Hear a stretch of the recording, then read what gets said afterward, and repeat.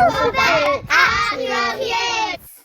Hello Team Sunday School and welcome to our 7th instalment of our Alphabet Attributes.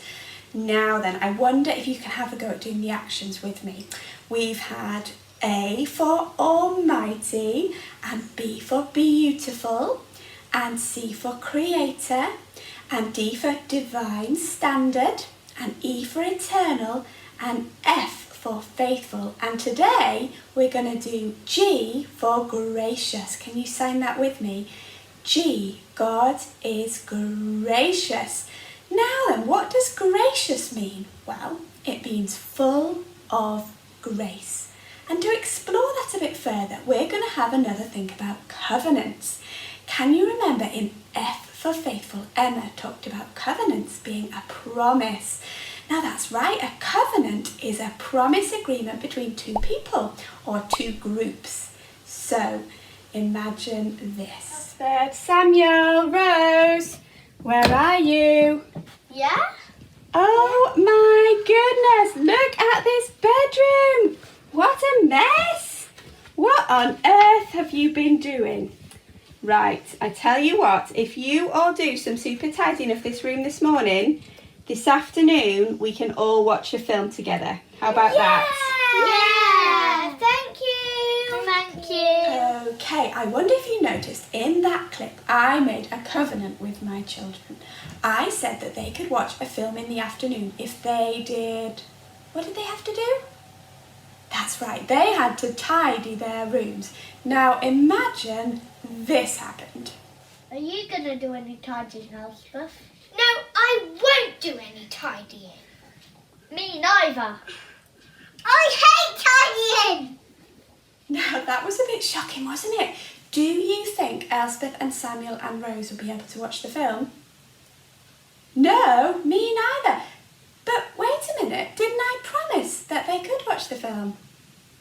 Well, yes, but my promise came with a condition.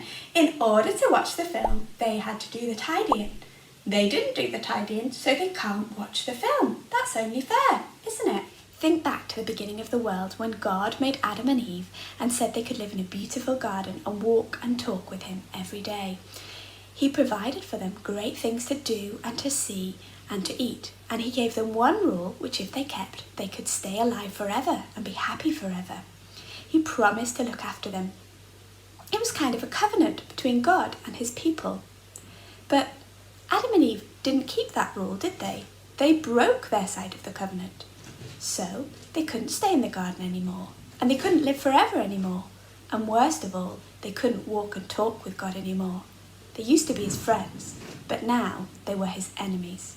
And it's the same with us, isn't it? We can't keep God's rules. Just like Adam and Eve, we think we know best, or we try and make up our own rules. Or even if we do try to keep God's rules, we can't. But just like Adam and Eve, that means that we are God's enemies, and we don't deserve to live in the beautiful new world he's making for the next life. We cannot keep our side of the covenant.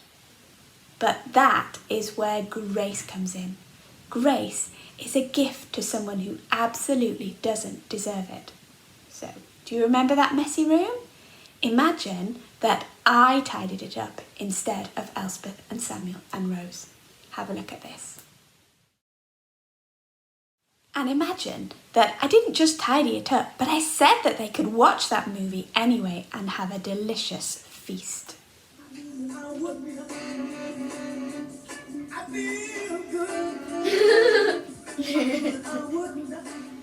That is grace, and that is what God offers to us, a gift that none of us deserve. He offers to keep both sides of the covenant.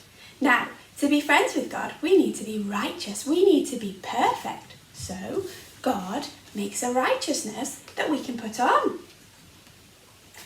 Jesus made that righteousness through his life and through his death and through his resurrection, and he graciously offers it to us.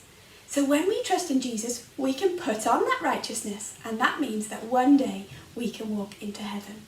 Isn't that amazing? We've been talking a lot about trusting in Jesus, haven't we? And perhaps you don't really know what that means to trust in Jesus, or you don't know how.